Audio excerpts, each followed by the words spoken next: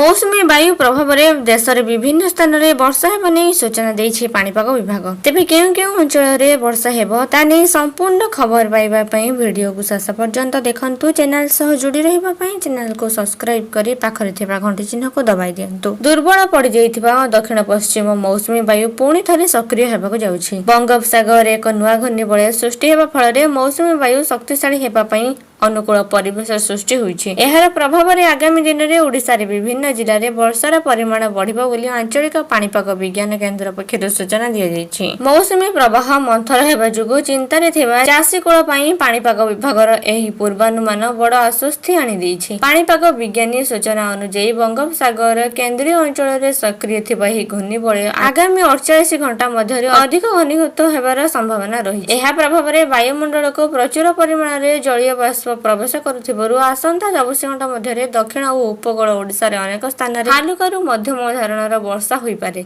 सेहिपरि केतेक जिल्ला रे वज्रपात सह प्रबल वर्षा हेबार आशंका थिबारु से सब अंचल पई सतर्क सूचना जारी करा जायछि।